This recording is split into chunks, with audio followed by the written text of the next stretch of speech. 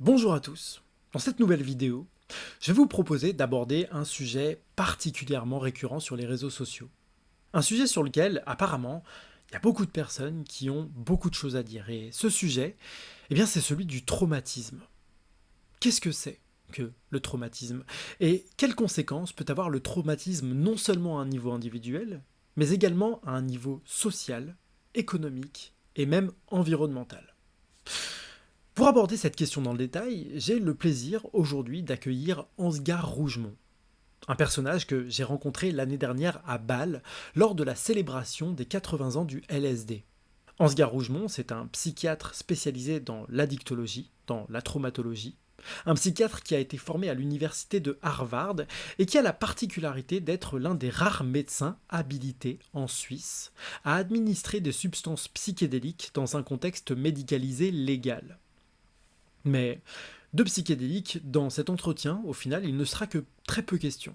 Parce que la raison pour laquelle j'accueille Ansgar aujourd'hui, eh bien, c'est la publication de son ouvrage qui s'intitule Vampirocène, l'ère des vampires. Un livre en forme d'une étude approfondie de la question du traumatisme et qui nous montre d'une façon aussi pertinente que vertigineuse comment le traumatisme non intégré à un niveau individuel peut avoir des répercussions jusqu'à un niveau civilisationnel. Un ouvrage accessible mais dense qui pour l'heure n'a été publié qu'en anglais et en allemand, mais dont la pertinence m'a invité à proposer à Ansgar d'échanger autour de quelques-unes de ces grandes lignes directrices. Alors, dans cet entretien long de 2 heures que je vous propose en 4 volets, nous aborderons la question du traumatisme et des conséquences de ces traumatismes, parmi lesquelles l'émergence d'un certain nombre de monstruosités, incluant des loups-garous, des zombies et des vampires. Un immense merci à Ansgar d'avoir accepté cet entretien, qui démontre quand même qu'en matière de psychiatrie, d'addictologie et de traumatologie,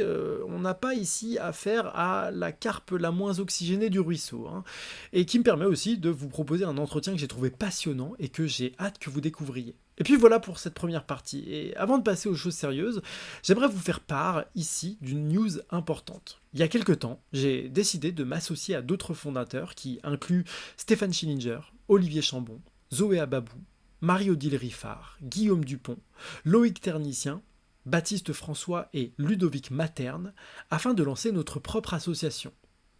Et cette association, c'est l'antenne française de Decriminalize Nature. Alors, pour ceux qui ne connaissent pas, Decriminalize Nature, à l'origine, c'est un organisme américain qui a pour vocation de donner voix au chapitre aux approches naturalistes, aux pratiques traditionnelles et à la dimension spirituelle dans le registre des psychédéliques et des antéogènes. Malheureusement, je vais manquer de temps pour vous détailler l'ambition de cette association ici, mais sachez quand même qu'en 2 semaines d'existence, elle a déjà été soutenue par plus de 130 adhérents, ce qui est quand même assez dingue et ce qui m'invite grandement à remercier ces 130 premiers adhérents en espérant que vous soyez nombreux à nous suivre dans cette démarche, que je vous propose de découvrir un peu plus en détail en suivant les liens en description de cette vidéo. Enfin, et avant de passer à cette interview, je vous rappelle que la Gazette de l'Abîme, c'est un média indépendant. Que les sujets qu'on aborde sur cette chaîne font qu'on est régulièrement sous le coup de toutes sortes de shadowban, et que pour exister, nous avons besoin de votre soutien.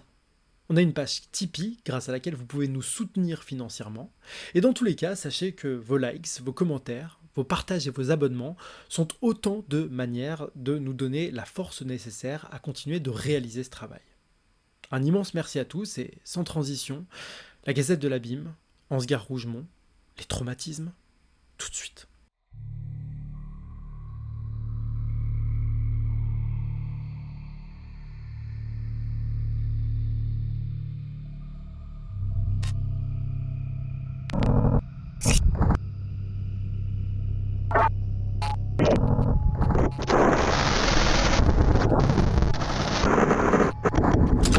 Bonjour Ansgar, Bonjour Balthazar. merci beaucoup d'avoir répondu à mon invitation à participer à cet entretien sur la Gazette de l'Abîme. Alors pour petit rappel, pour les personnes qui ne te connaissent pas et dont j'espère qu'ils découvriront ton travail avec cette vidéo, tu t'appelles donc Ansgar Rougemont, tu es psychiatre et psychothérapeute suisse-allemand. En Suisse, tu fais partie des quelques thérapeutes habilités à administrer de façon légale des substances psychédéliques à des fins thérapeutiques. Et aujourd'hui, l'objet de cet entretien, c'est la publication de l'ouvrage que tu as écrit et qui s'appelle Vampirocène. À l'heure actuelle, cet ouvrage, il n'existe qu'en version anglaise et en version allemande, si je ne dis pas de bêtises. Et donc, ce livre, Vampirocène, l'ère des vampires, c'est un livre qui dresse le constat d'une situation aussi bien individuelle que sociale. Je te propose de faire un tout petit descriptif parce que j'ai trouvé que l'élaboration de ton livre faisait qu'il était difficile de le synthétiser très simplement, mais je vais quand même me lancer sur une petite description de ma compréhension de ton livre et à partir de là, nous engager sur la conversation qu'on peut avoir à son sujet. Donc, la compréhension que j'ai de ton livre, c'est que tu dresses le constat du fait que des individus, au fur et à mesure de leur vie, éprouvent des traumatismes. Et que ces traumatismes, lorsqu'ils ne sont pas intégrés, produisent des dissociations dans le fort intérieur de ces individus, qui, lorsqu'ils s'agrègent en une société, produit une société qui, à son tour, porte en son sein cette dimension traumatique et qui favorise cette espèce de boucle de rétroaction qui fait que cette même société peut favoriser l'émergence de traumatismes à la fois au niveau individuel, au niveau social, jusqu'à un niveau environnemental. Et que ces traumatismes, qu'ils partent de la question individuelle jusqu'à la dimension collective, produisent, et c'est ce que tu évoques au fur et à mesure de ton livre, des sortes de monstruosités. Des monstruosités que tu symbolises sous la forme de zombies, de loups-garous et de vampires. Et c'est un petit peu sur cette base-là que je te propose que nous entamions cette conversation. Très bien, merci Balthazar pour ce beau résumé de mon livre, de ce que j'essaie d'amener comme regard. En effet, comment débuter pour expliquer ce que j'essaie d'entreprendre dans ce livre?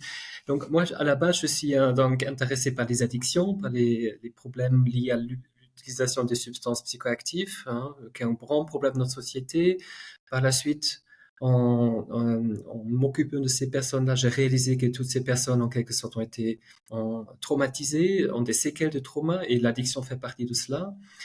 Et par la suite, je me suis formé pour accompagner ces personnes au niveau traumatologique, à savoir, j'ai fait une formation de EMDR, Eye Movement Desensitization Reprocessing, et donc je me suis toujours de plus en plus intéressé à comprendre la, la, la dynamique du trauma chez nos patients, chez mes patients, mais aussi je me suis intéressé dans quelle manière on peut observer ça aussi peut-être de manière plus large dans la société, dans son ensemble.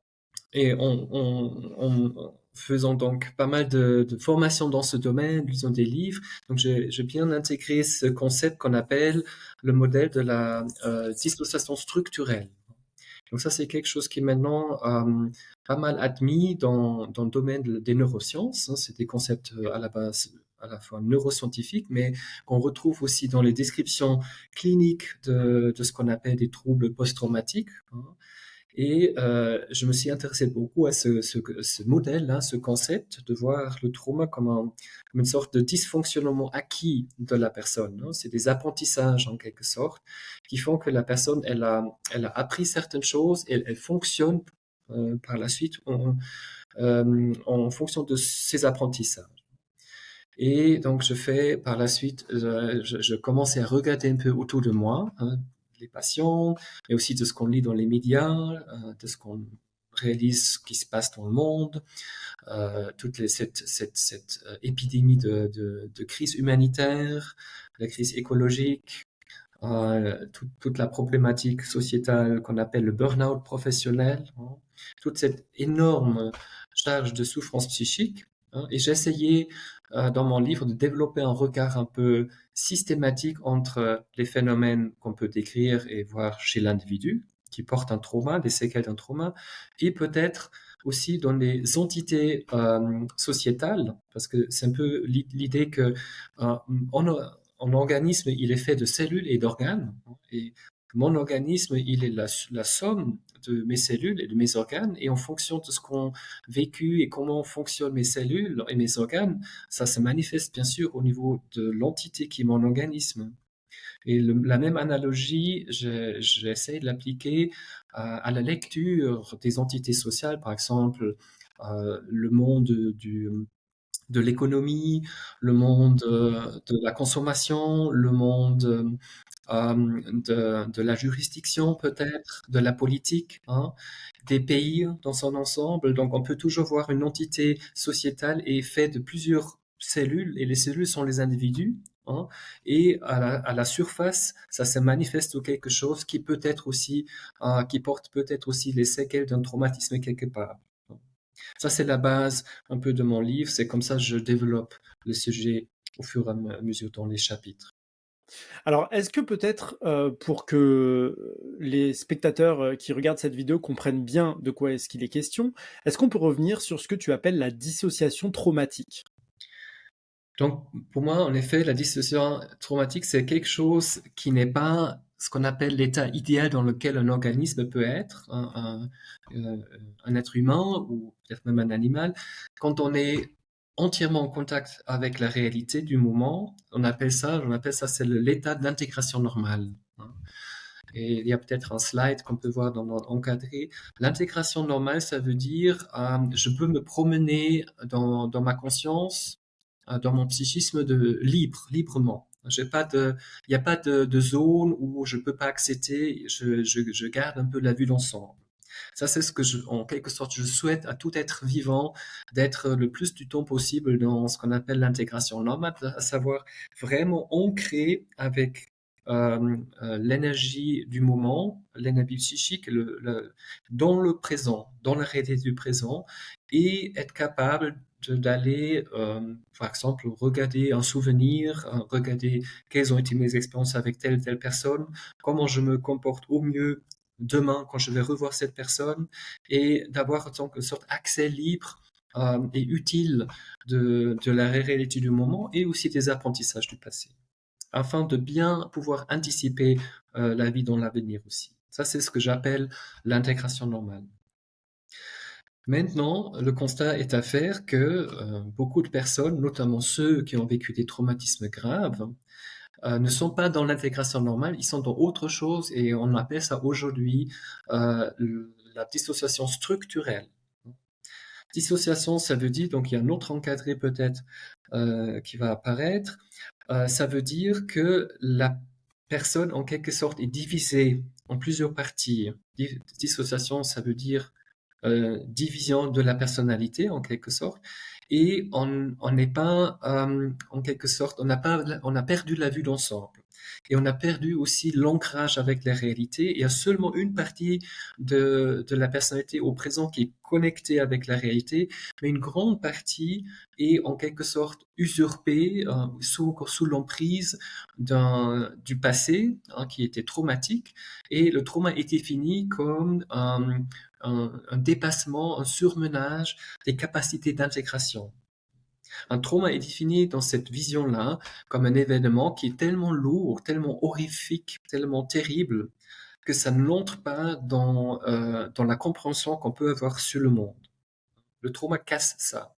On ne peut plus se faire une idée de cette réalité-là, et en quelque sorte, le psychisme, pour se protéger, il met ça de côté, hein, il met ça dans une zone un peu fermée, en tiroir de trauma, on appelle ça parfois aussi, où cette évidence du trauma n'est plus accessible. Donc, en quelque sorte, ça veut dire la personne qui a une dissociation structurelle, elle porte en elle une partie qui n'est pas accessible, mais qui quand même, et ça c'est le drame, ça c'est la chose dont souffrent beaucoup de personnes, hein, que cette partie qui n'est pas accessible, je ne peux pas me souvenir activement, hein, elle va quand même faire intrusion dans la vie de tous les jours, sous forme d'intrusion traumatique, on appelle ça, typiquement sous forme d'attaque de panique ou des douleurs, hein, qu'on n'arrive pas à s'expliquer, ou attendre une sorte être dans un nuage ou dans un brouhaha où on ne peut pas penser clairement. Il y a beaucoup d'anxiété, il y a beaucoup d'appréhension que quelque chose de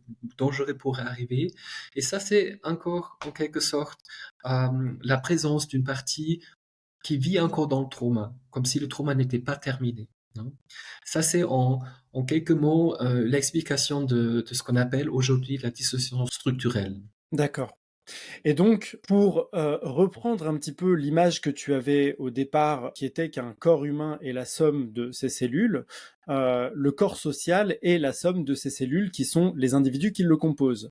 Et dans ce contexte-là, l'observation que tu fais dans ce livre, c'est que lorsque cette dimension traumatique n'est pas intégrée, lorsqu'elle n'est pas reconnue, eh bien, la structure sociale se compose, est amenée à se composer d'individus qui n'ont pas intégré leur propre dimension traumatique.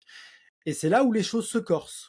Et c'est là où, de ton point de vue, du regard que tu exposes dans ce livre, qui ne s'arrête d'ailleurs pas à la question simplement psychiatrique et psychothérapeutique. Hein. J'ai vu que tu convoquais dans ce livre aussi bien Thomas Piketty au niveau économique, que tu convoquais aussi bien Yuval Noah Harari au niveau historique, aussi bien, me semble-t-il, Carl Gustav Jung au niveau psychologique. À partir de ces observations-là, que tu montres que structurellement, il y a à un niveau social une dimension traumatique qui tend à se répéter et qui Mm. fabrique ces monstruosités dont j'ai parlé en introduction et qui sont l'un des cœurs de ton ouvrage.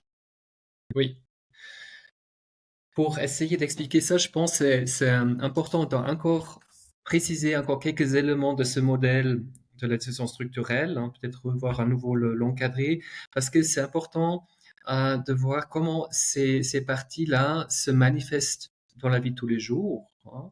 Et la partie qui est en contact avec la réalité du présent, on l'appelle ça, et je trouve que c'est important à souligner, c'est la partie apparemment normale, hein. À savoir, les gens fonctionnent plus ou moins, hein. On a l'impression qu'ils ont des ressources, qu'ils réussissent des choses, qu'ils sont structurés, qu'ils ont de la discipline, qu'ils sont en quelque sorte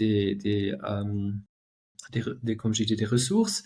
Et c'est ça qu'on trouve par la suite normale, et c'est ça qui est souhaitable, et c'est ça qui fait la société en quelque sorte. On établit des ressources et des fonctionnements utiles, soi-disant, et on fait de cela par exemple, une entreprise peut se baser sur l'enseignement, par exemple une école ou un État, une université, ou alors une entreprise, elle se définit par gagner de l'argent ou produire des aliments, etc. Et ça, on appelle utile et on va dire, oh oui, c'est bien, c'est ça qu'il nous faut. Mmh. Le problème est que quand on n'est pas conscient que peut-être il y a quand même un trauma quelque part qui est dans le modèle est appelé la partie émotionnelle, hein. Donc la partie qui est liée au trauma, qui vit encore dans l'impression que le trauma n'est pas terminé, le trauma n'est pas intégré, cette partie on appelle la partie émotionnelle. Et quand on n'est pas conscient qu'on a ça aussi à bord, ça fait partie de la structure globale de la personne ou de l'entité, la partie qui pense être dans la normalité, la panne, la partie paranormale, elle aura tendance, malheureusement, de aller dans un fonctionnement dans lequel elle va se retrouver à reproduire le trauma initial. Ça, c'est un peu ce qu'on appelle la malédiction du trauma, que la panne, la partie paranormale, qui n'a pas intégré son trauma, aura un fonctionnement, hein, dans laquelle l'évidence de la partie blessée est en quelque sorte contrebalancée ou réfutée. Et en faisant cela, la personne ou l'entité, elle se retrouve dans des dynamiques relationnelles à petite échelle ou à grande échelle, dans laquelle elle va reproduire exactement le trauma initial. Donc c'est-à-dire en fait quand tu dis à la fois la personne ou l'entité, c'est-à-dire que cette dimension traumatique, cette dimension non résolue, elle peut aussi bien s'appliquer à l'individu que à une institution, par exemple. Oui. Donc, en quelque sorte, je peux donner l'exemple, par exemple, d'une personne, d'une femme qui a vécu de la maltraitance en tant qu'enfant, maltraitance physique, émotionnel, peut-être aussi un abus sexuel. Et par la suite, donc ça c'est une réalité qui est par la suite bloquée sous forme d'une partie émotionnelle traumatique, hein. Et l'accès est difficile. Souvent, ces personnes-là ont une amnésie dissociative parce que les choses sont tellement horribles, on ne peut même pas se souvenir, hein. Et par la suite, pour compenser ça, elle va essayer de se prouver à elle-même et aux autres que tout va bien, elle a beaucoup de succès dans la vie, elle est belle, elle est efficace, elle a beaucoup d'amis, elle est très appréciée. Donc c'est ça qu'elle va mettre en avant pour en quelque sorte se prouver à elle-même et aux autres que tout va bien. Mais en Mhm. faisant cela, en quelque sorte, elle a besoin de se prouver toujours que tout va bien parce qu'elle n'a pas intégré le côté émotionnel traumatique ou en elle, il y a aussi une sorte d'évidence, une partie d'elle qui va continuer à dire je me sens misérable, je suis mauvais, je suis sale, je ne mérite pas d'être heureux et je ne suis pas aimable. Donc, il y a une partie qui a cette croyance-là, très négative, traumatique, et l'autre partie, qu'on appelle la ANP, la partie apparemment normale, elle va essayer de dire à l'autre partie, non, tu n'as, c'est pas vrai, tu n'es pas là. Donc, elle va essayer de la mettre à l'écart. Et donc, comme Mhm. ça, la personne est dans une sorte de combat tout le temps entre une partie qui dit je me sens misérable, et l'autre partie qui dit ah non, tout va bien, je suis fort, je suis victorieux, et toi, tu n'existes pas. Donc, une Mhm. sorte de guerre, une sorte de conflit dans la personne elle-même, entre une partie vulnérée, blessée, l'enfant blessé, on dit parfois, et la partie qui dit ah non, c'est pas vrai, je suis victorieuse. Et ça, on peut observer chez une personne traumatisée. Et malheureusement, cette dynamique-là, elle amène les gens aussi à se retrouver dans des situations, elles risquent à nouveau être maltraitées. Parce qu'elles vont peut-être investir des relations où il ne s'agit pas d'être aimé dans son intégrité, mais juste la partie victorieuse. Et la partie émotionnelle qui est cachée quelque part, elle va quand même faire irruption par moment et déranger cette image qui est tentée de mettre en place, mais ça va toujours mettre en crise tout le système. Et la même chose, on peut observer peut-être aussi au niveau collectif, hein. Je cite volontiers l'exemple de la Russie contemporaine, hein, qui pour moi est un pays qui était profondément traumatisé par l'excès de violence du XXe siècle, Première Guerre, Deuxième Guerre mondiale, la dictature staliniste, etc. Et dans laquelle, donc, dans le collectif russe, il y a en quelque sorte une côté blessée, non intégrée, hein, parce que la Russie a toujours, ces dernières années, de plus en plus refusé de faire un travail par rapport au trauma dans leur histoire. Et pour contrebalancer cette partie blessée, hein, qui n'est pas intégrée du passé, la Russie, elle a adopté une forme de se présenter comme un pays fort, victorieux, tout va bien, on n'a pas de critiques, on n'accepte pas la critique, il n'y a rien à critiquer chez nous, on est un pays fort et on peut se permettre de dominer les autres pays. Et le Mhm. drame de cela est malheureusement que en allant dans cette identité du vainqueur qu'on a besoin pour ne pas sentir la douleur de la partie blessée, on crée exactement le problème qui correspond à la base, à l'origine du trauma, à savoir la guerre, hein. Donc ça, Mhm. un exemple qui explique si un trauma n'est pas intégré, ça amène à l'entité à remettre sur scène, à recréer le trauma qui est à la base de la dissociation. D'accord. C'est-à-dire en quelque sorte que cette partie ANP, cette partie apparemment normale, on pourrait la comparer par exemple au masque social qu'on va renvoyer sur les réseaux sociaux, etc.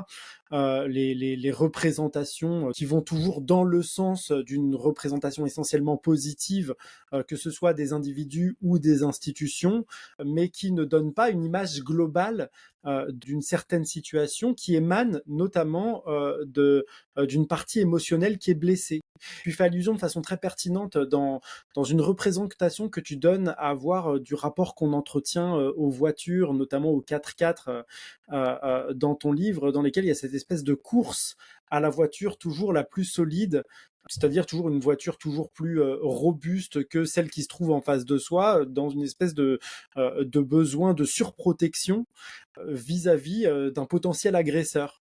Ce que tu m'as semblé démontrer aussi à un niveau carrément social où, à l'heure actuelle, on favorise davantage la question de la sécurité, de l'encadrement, du contrôle, par rapport à la dimension de la confiance qu'on peut allouer les uns aux autres et qui est une base fondamentale euh, de la cohabitation des uns avec les autres jusqu'à un niveau sociétal.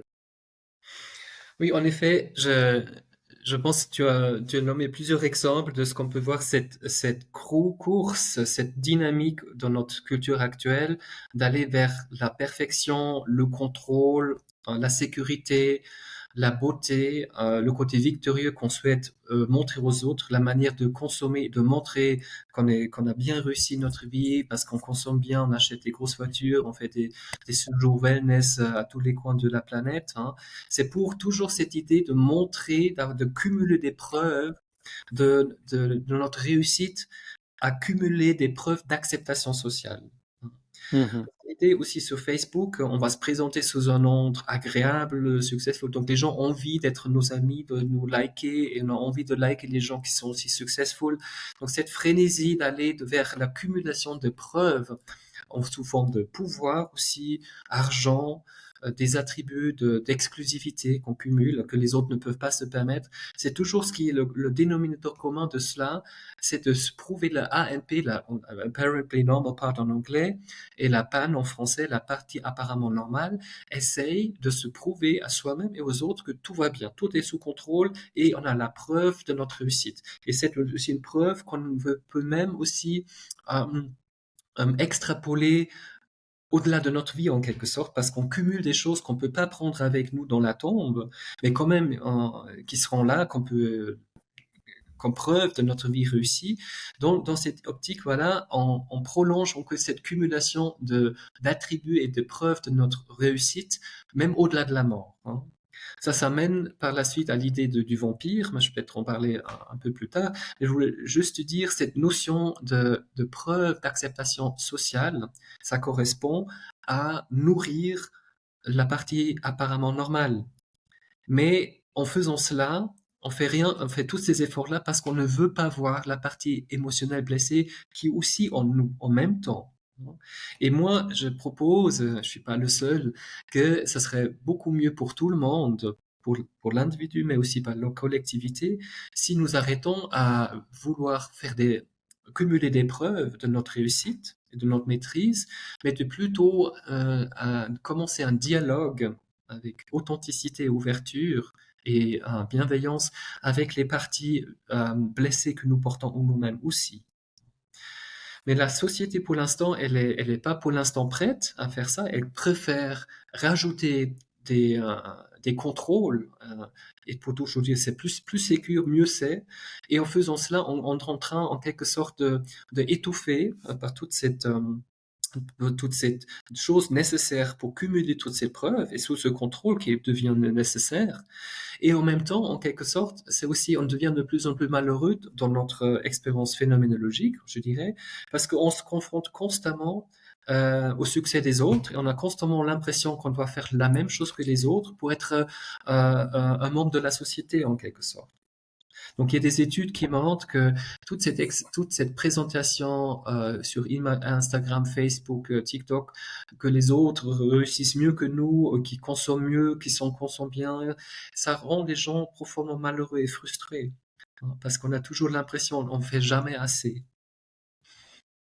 Et ce faisant, on accumule une somme de problèmes qu'on continue à mettre sous le tapis, et cette somme grossit et peut prendre toutes sortes de problématiques que tu évoques dans ton livre.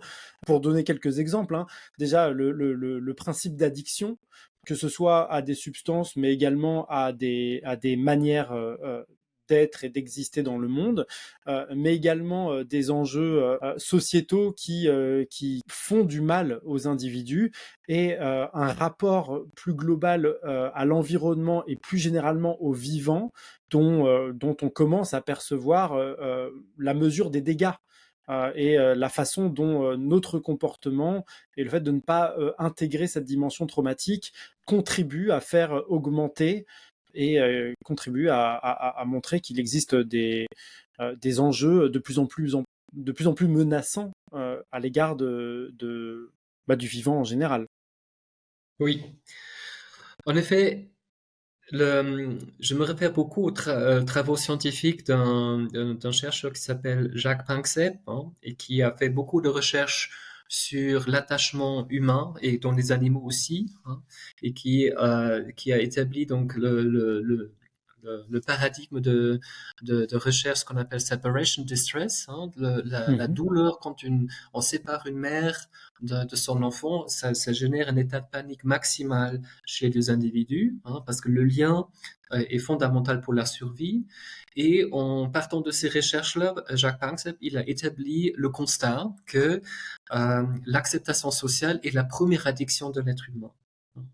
Parce que nous avons besoin pour survivre de réussir notre attachement avec nos parents, hein.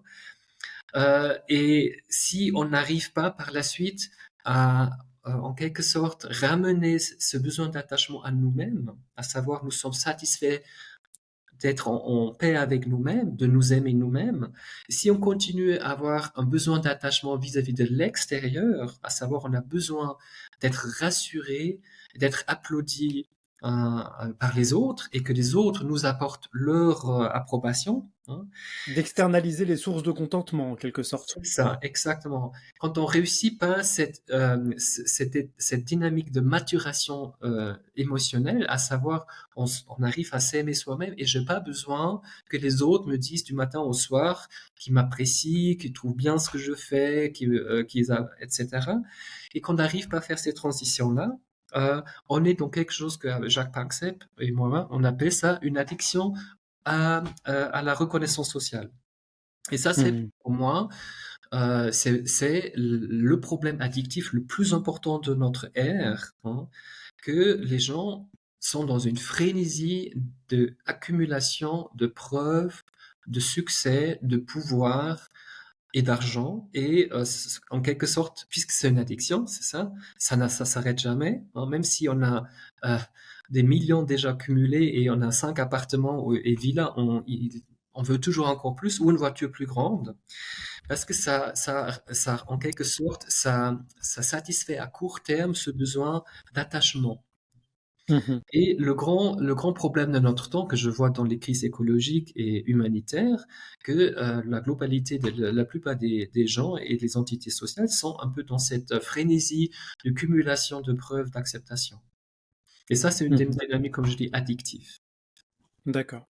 Alors, je serais très heureux qu'on revienne un petit peu plus tard sur la question de l'addiction parce que il y a des choses particulièrement qui m'ont semblé particulièrement pertinentes que tu évoques dans ton livre, notamment les addictions aux opiacés et la façon dont cette addiction pourrait avoir une genèse dans le manque d'amour ou le manque de sécurité dans l'enfance, ce qui, à mon avis, permettrait à beaucoup de personnes de faire évoluer le regard que l'on porte sur les personnes qui ont des addictions aux drogues et plus spécifiquement aux opiacés. Mais avant cela, ce que j'aimerais, si tu es d'accord, ce serait que tu nous exprimes la façon dont justement ce problème social initial qui est euh, la non-intégration de la dimension traumatique de l'être produit des monstruosités. Est-ce qu'on peut développer un petit peu ce sujet-là, cet aspect-là de ton livre? Oui, bien volontiers. Et plus spécifiquement, ces images mythologiques auxquelles tu fais allusion, qui sont l'émergence des zombies, des loups-garous, des vampires qui nourrissent notre univers un peu fantasmagorique, mais qui ont une relation directe avec notre monde réel. Hmm. Très bien. Donc, moi, je suis parti sur cette voie-là des 3 archétypes en faisant une analyse avec un outil du laboratoire Google où on voit que dans les médias anglophones comme dans les médias germanophones, et je pense en France c'est la même chose, depuis l'année 2000-2005 à peu près, on voit apparaître une montée vraiment importante de ces trois termes. Le vampire, le loup-garou et le zombie sont des choses, des figures qui apparaissent beaucoup dans des productions de livres, d'articles, de séries télévisées, de cinéma. Il y a un énorme intérêt apparemment du public et des médias à décrire, à travailler avec ces figures-là, hein. Et je me suis dit, mais c'est quand même bizarre qu'on parle autant de ces figures-là tout d'un coup, aujourd'hui, à partir de l'an 2000, 2005, 2010, et qu'on voit vraiment cette augmentation-là. Je me dis, à quoi ça correspond? Et en tant que psychiatre, je me suis dit, mais dans les, soi-disant, les pathologies que j'accompagne, est-ce que je peux retrouver ça d'une certaine manière? Et par la suite, voilà, je porte un regard de clinicien, hein, sur ce que vivent, aussi symboliquement, ce que vivent mes patients addicts, mais aussi les gens qui sont profondément déprimés, ou les gens qui trouvent la personnalité. Et je suis arrivé quand même à trouver, à mon avis, à des tableaux cliniques, hein, chez des personnes qui correspondent à ces trois archétypes. Pour commencer, peut-être je peux décrire loup-garou, hein. Loup-garou, pour moi, c'est à la base, c'est une figure qui est remplie par la colère, hein, une profonde colère, une idée de vengeance. Et c'est une personne qui se transforme entre une personne qui paraît normale, ça à tout nouveau la panne, la partie apparemment normale. Pendant la journée, dans la vie sociétale habituelle, les gens paraissent normaux, fonctionnels, ils fonctionnent, mais à un moment donné, il émerge quelque chose qui est extrêmement destructeur, qui est la colère, qu'on voit ça par exemple sur les sites de les chats sur Internet, hein. Ou alors on voit ça aussi dans dans les actes de violence extrême, notamment aux États-Unis beaucoup. Il y a les mass shootings. Il y a tous les jours aux États-Unis en ce moment, malheureusement, depuis 20 ans, il y a des incidents où une personne, souvent un homme, tue 3, 4, 5, 10, 20 autres personnes dans les écoles, dans les cinémas, vous le savez, hein.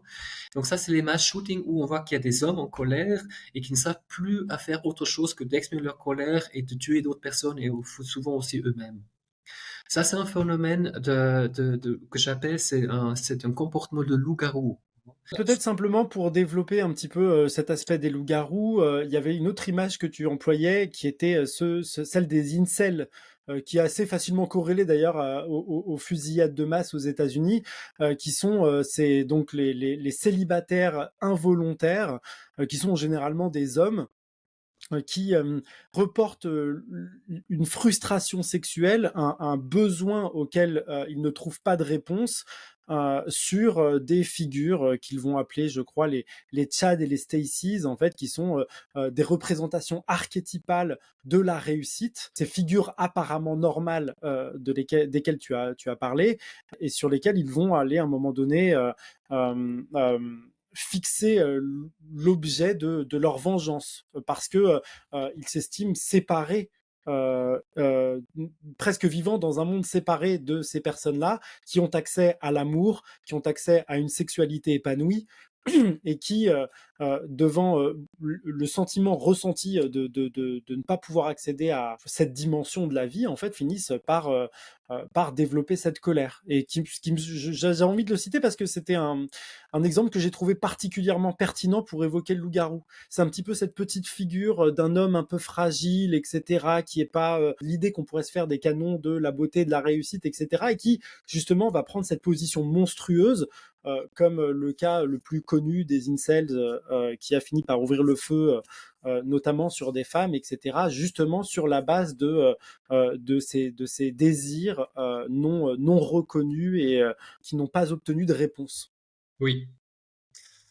En effet, hein, c'est vrai que ce que dit le mouvement des incels, pour moi, très fortement, ça explique très très bien la dynamique de base et la problématique de fond de ces personnes, souvent typiquement les hommes. Et pour ça, c'est important de rappeler que les études scientifiques montrent très clairement que l'intimité dans la population est en train de reculer. Il y a une recul vraiment hautement significatif et je dirais inquiétant de l'intimité qui est échangée entre les personnes, aussi chez les jeunes, hein, aux États-Unis, mais aussi en Europe.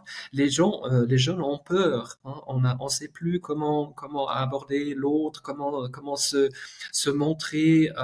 Les gens ont ces images en tête. Qu'est-ce qu'il faut être pour être aimé et parfait et avoir une chance pour avec l'autre sexe, hein, ou avec une autre personne. Donc les gens sont tellement désécurisés et ça c'est aussi pour moi une suite d'un trauma. Hein. Les gens ne sont plus en confiance avec eux-mêmes, ils n'osent plus aller vers l'autre et dans les faits, et ça des recherches le montrent, il y a une baisse de l'activité sexuelle dans la population générale, dans toutes les couches, hein, et dans toutes les phases d'âge aussi dans la vie. Et ça, pour moi, c'est une bombe à retardement. Parce que on sait que la frustration sexuelle, la carence sexuelle amène à maintenir un déséquilibre ou une sorte de souffrance chez la personne. Hein, et à un moment donné, ça va exploser sous forme d'un acte de violence ou alors des fantasmes, et pas seulement des fantasmes, vraiment, euh, comment on appelle ça, gynophobes, hein, je crois en français, gynophobes. Mince, j'ai plus... Misogyne, misogyne. Voilà. Et ça Mhm. aussi, donc pour moi, la base de loup-garou, le trauma de base, c'est l'absence de base sécure dans l'intimité, dans la sexualité. C'est Mhm. l'absence de vivre une vie, comme tu le disais, une vie sexuelle épanouie, qui, pour moi, en tant que psychiatre, est une des sources les plus importantes pour le bien-être en tant qu'humain, d'avoir une vie, une intimité épanouie.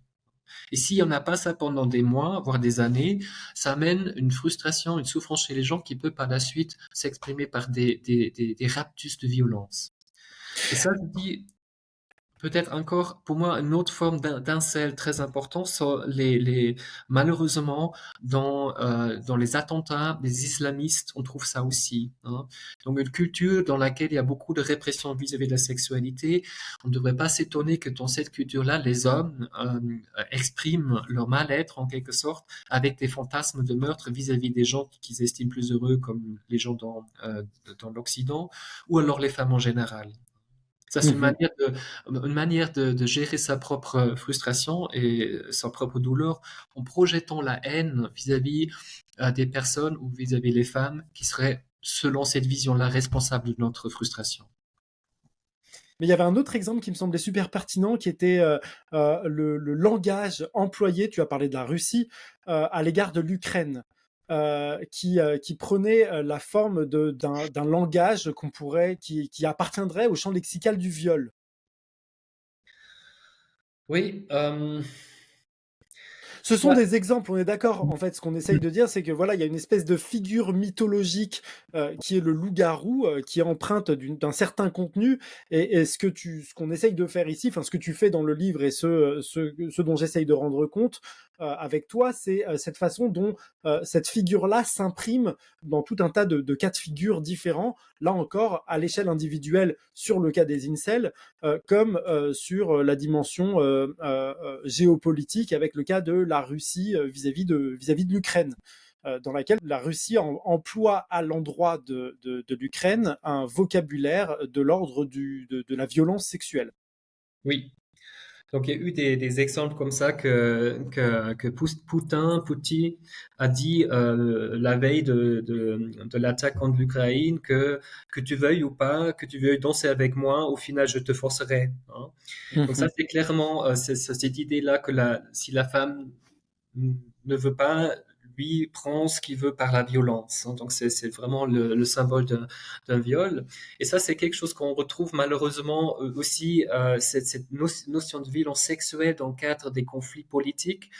Malheureusement aussi dans l'attaque de la Hamas sur Israël du 7 octobre, on voit aussi beaucoup de violences vraiment gravissimes vis-à-vis des femmes, hein, où il s'agit vraiment de pas de les neutraliser sous la forme d'un conflit armé, mais il s'agit de vraiment de les humilier dans le noyau de la féminité, hein.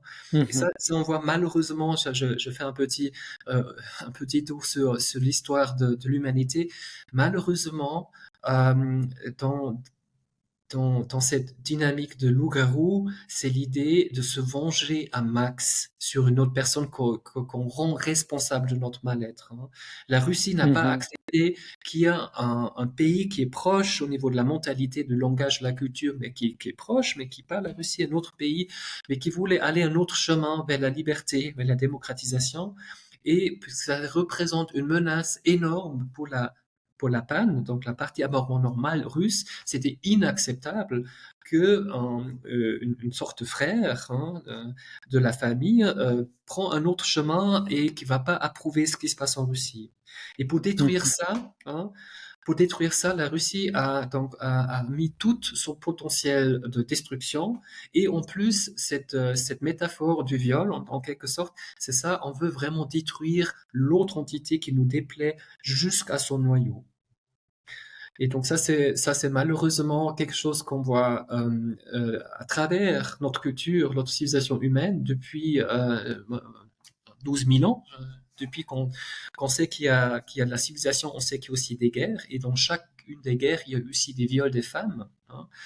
Et pour moi, cette tradition de la violence dans notre culture, dans notre civilisation, elle porte sur deux attaques. C'est une fois les femmes, on les viole, hein, et les jeunes hommes, qu'est-ce qu'on fait avec les jeunes hommes qui ont une sexualité peut-être meilleure que les vieils hommes qui dirigent les troupes? Les jeunes hommes, on les met dans le champ de bataille à se massacrer, hein, entre eux, hein. Donc ça, c'est les deux formes de violence de base que notre culture met en place à répétition à travers les millénaires vis-à-vis des jeunes hommes qu'on envoie au front et les jeunes femmes qui sont violées dans le cadre des attaques, mais aussi dans la vie de tous les jours. Mhm. Pour boucler sur la question, sur ce premier point-là, ce qui me semble être intéressant de rappeler, c'est que là, on vient de prendre l'exemple des incels de Daesh ou de la Russie, mais bien évidemment, ce ne sont pas ce n'est pas une tendance qui se limite à ces trois groupes-là. C'est quelque chose dans ton livre que tu essayes dont tu essayes de signifier qu'ils nous concernent tous, ce sont des figures qui appartiennent au monde moderne et qui nous concernent tous à un niveau plus ou moins développé selon qu'on l'on parle des individus, des institutions, des sociétés, des communautés, etc. Oui. Donc, je me suis permis quand j'ai décrit le loup-garou, c'est aussi ce qui est fascinant dans cette figure-là, c'est le côté dichotomique entre un être qui paraît normal pendant la journée, hein, et dans un autre contexte, celui de la nuit, hein, cet être, la même personne devient un monstre, hein, c'est la Mhm, transformation. Et ça, c'est exactement ce qui se passe chez une personne qui porte une dissociation structurelle avec un EP, la partie émotionnelle d'un côté, et la partie ANP qui essaye de survivre comme ça, qui a une apparence normale. Et quand cette personne est trop dans la souffrance, quand elle n'arrive plus à maintenir ce système, ça va s'effondrer, hein. Cette structure artificielle de deux parties qui se gardent en balance, ça va s'effondrer et ça va par la suite donner une éruption de violence.